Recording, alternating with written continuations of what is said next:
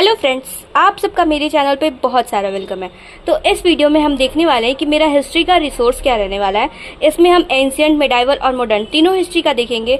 और ये जो भी मैंने नोट्स बनाया है वो मैंने केजीएस का जो 69th बैच था जिसमें मंजू सर ने पढ़ाया था उससे बनाया है। तो इसमें ऑल ओवर रिसोर्स देखेंगे कि हिस्ट्री का पूरा रिसोर्स मेरा क्या रहने वाला है। और इसमें मैं आपको अपना बिहार हिस्ट्री का भी दिखाऊंगी कि रिसोर्स क्या रहने वाला है, मतलब बिहार स्पेशल के लिए। तो चलिए स्टार्ट करते हैं।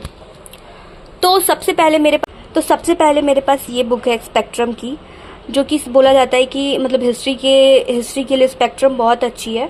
बट मैं सच बताऊं आपको तो मैंने इसको अभी तक एक भी बार पूरा कंप्लीट नहीं किया है।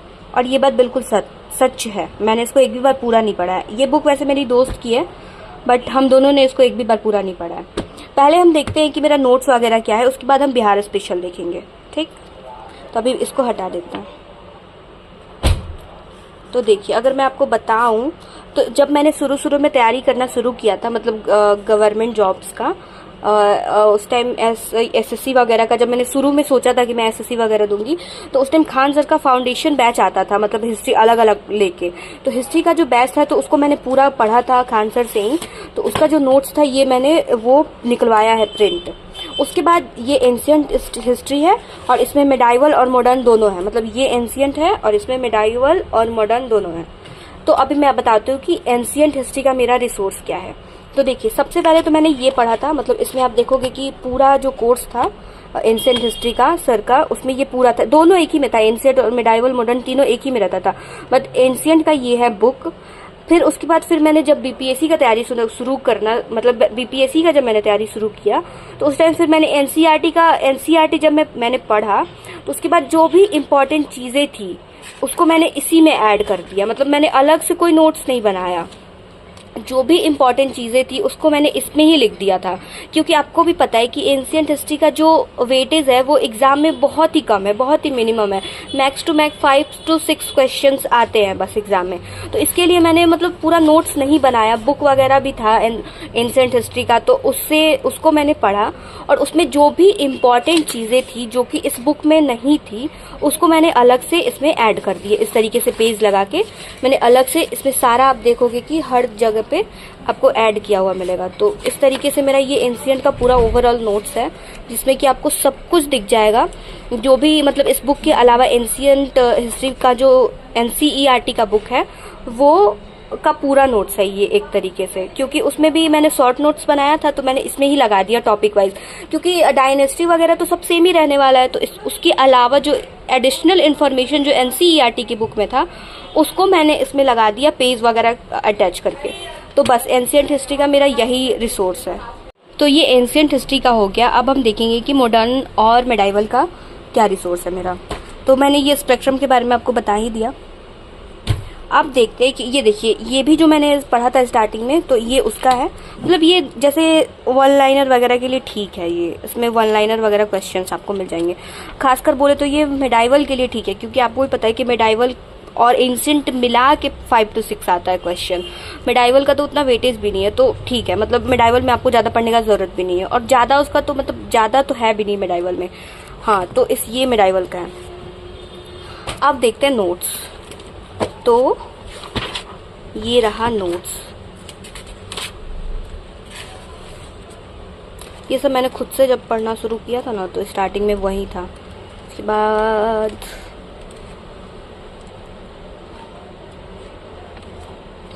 यहाँ से मंजू सर का पढ़ाया हुआ नोट्स स्टार्ट होता है और ये खासकर मॉडर्न का नोट्स है। इसमें आपको पूरा मॉडर्न मिल जाएगा। फिर सर ने ना मेडाइवल भी पढ़ा दिया था मॉडर्न पढ़ाने के बाद। तो ये पूरा मॉडर्न का नोट्स है, ये मंजू सर ने नोट्स बनवाया है, तो ये उन्हीं का पढ़ाया हुआ पूरा नोट्स है।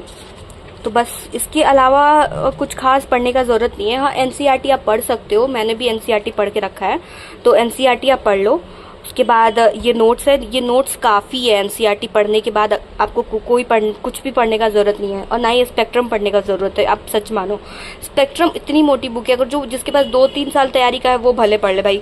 मतलब मैंने तो नहीं पढ़ा है बट मेरे को कोई प्रॉब्लम नहीं होता है। एंशिएंट के लिए उतना ही है और मॉडर्न के लिए आप एनसीईआरटी पढ़ो और उसके बाद ये नोट्स है मेरा। तो मैं तो यही दोनों पढ़ी हूँ, एनसीईआरटी और ये। तो ये पूरा नोट्स है, अभी और भी है, ये इतना खाली ख़त्म नहीं हुआ है। उसके बाद ये है इतना, ये मतलब कॉपी ख़त्म हो गया था ना, जैसे इतना दिखाती हूँ मैं, इतना है। उसके बाद ये उसके पीछे है, यहाँ से राष्ट्रीय आंदोलन स्टार्ट होता है। ये पूरा सर ने ऐसे पूरा शॉर्ट डायग्राम के थ्रू भी पढ़ाया, आप देख लो सब।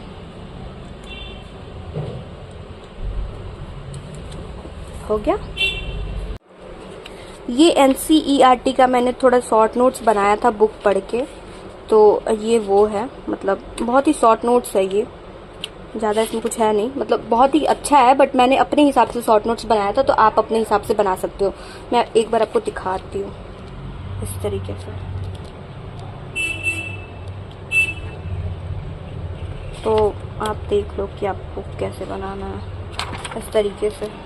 बहुत ही आपको गिज दिख रहा होगा, बट ठीक है, मतलब मैं पढ़ पाती हूँ, मेरे लिए ठीक है। आप अपने हिसाब से नोट्स बनाया करो। तो ये NCERT का है, मैंने बोला ना मैंने NCERT पढ़ा है, तो वो हो गया। उसके बाद सर ने मेडाइवल भी पढ़ा दिया था। पहले सर ने मॉडर्न पढ़ाया था, उसके बाद सर ने मेडाइवल पढ़ाया था। तो मेडाइवल का तो मैंने बताया ही, बहुत कम ही है, तो ये बस मेडाइवल का इतना पतला सा है।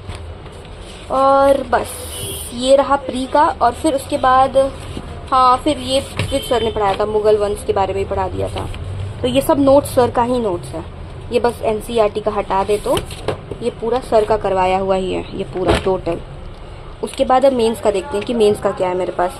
तो मेंस का भी ये नोट्स है पूरा, ये सर ने मेंस का करवाया था, जैसे मेंस के सिलेबस से स्टार्ट होता है। उसके बाद ये टोटली मेंस का है, ये पूरा मेंस का है। इसके अलावा तो सर ने मेंस में कुछ नहीं बोला था, मतलब अगर आप NCERT पढ़ चुके हो, प्री में उतना पढ़ चुके हो, तो मेंस के लिए तो आंसर राइटिंग और मेंस का तो सिलेबस भी प्री जितना नहीं है, तो बस ये मेंस का है। तो बस यही रहा मेरा हिस्ट्री का रिसोर्स। एंड दूसरा ये कि मेंस का ये सारा मैंने क्वेश्चन लिख के रखा है कि किस में किस टॉपिक से कैसे कैसे क्वेश्चन पूछे जाते हैं, उस टाइप का, उस तरीके से। जैसे रविंद्रनाथ टैगोर से किस टाइप के क्वेश्चन पूछे जाते हैं, जवाहरलाल नेहरू के नाम से किस टाइप के क्वेश्चंस आते हैं, जैसे महात्मा गांधी से किस टाइप के क्वेश्चंस आते हैं। तो ये सर की ही बुकलेट थी, उसी से मैंने लिखा है। तो हिस्ट्री मेंस क्वेश्चन पूरा लिखा हुआ है यहाँ पे। तो बस यही था मेरा हिस्ट्री का नोट्स, मतलब प्री और मेंस मिला के। मैंने बोला कि NCERT मैंने बुक से पढ़ा था, बट बुक अभी मेरे पास नहीं है, मतलब मेरे पास टैब है, तो मैंने टैब में ही पढ़ लिया था। उसके बाद उसका शॉर्ट नोट्स बनाया था।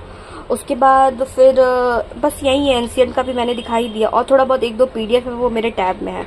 और प्री के लिए आप ये क्वेश्चन बैंक रखो, क्वेश्चन देखना तो बहुत ज़रूरी है। ये घटना चक्र का मेरे पास क्वेश्चन है, जिसमें कि आपको प्री मेंस प्री का तीनों का मिल जाएगा, एंशिएंट, मिडाइवल और मॉडर्न, तीनों का क्वेश्चन इसमें मिल जाएगा। मेंस का नहीं मिलेगा, मेंस के लिए आपको ये बुक लेना पड़ेगा, मतलब आप लेना चाहो तो ले सकते हो। मेंस के लिए मेरे पास ये बुक है और प्री के लिए ये बुक है, बस। अब देखते हैं कि मेरा बिहार का रिसोर्स क्या रहने वाला है। तो बिहार के लिए, मतलब बिहार स्पेशल में सारे सब्जेक्ट के लिए, वो हिस्ट्री हो, पॉलिटी हो, ज्योग्राफी हो या इकोनॉमिक्स हो, सारे सब्जेक्ट के लिए मैंने एक ही बुक परचेज किया है। ये KBC नैनो की बुक है, जिसमें आपको सारे सब्जेक्ट मिल जाएंगे।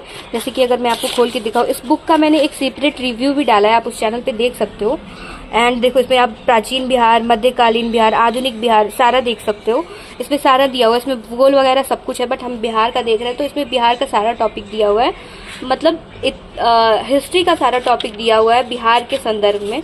और इस बुक की सबसे बड़ी खासियत ये है कि आपको हर एक टॉपिक के बाद इसमें आपको MCQ क्वेश्चंस भी मिल जाएंगे। तो जैसे कि एंशिएंट खत्म हुआ, मिडाइवल स्टार्ट हो रहा है, तो एंशिएंट का रिलेटेड जितना भी क्वेश्चन हो सकता था वो यहाँ पे दिया हुआ है। तो यही बुक मैंने परचेज किया है बिहार स्पेशल के लिए। एंड एक और बुक है मेरे पास जो कि ये है, ये ऑब्जेक्टिव बुक है, मतलब इसमें आपको सारा क्वेश्चंस वगैरह दिया रहेगा, प्रीवियस ईयर क्वेश्चंस और भी एडिशनल क्वेश्चंस वगैरह दिया रहेगा। मतलब इसमें बिहार स्पेशल से ही रिलेटेड जितना भी MCQ है वो दिया रहेगा। तो बस यही था मेरा रिसोर्स बिहार स्पेशल, और बिहार स्पेशल में हिस्ट्री को लेके और ऐसे हिस्ट्री को लेके, मतलब एंशिएंट, मिडाइवल और मॉडर्न हिस्ट्री तीनों के लिए। बस यही था मेरा रिसोर्स।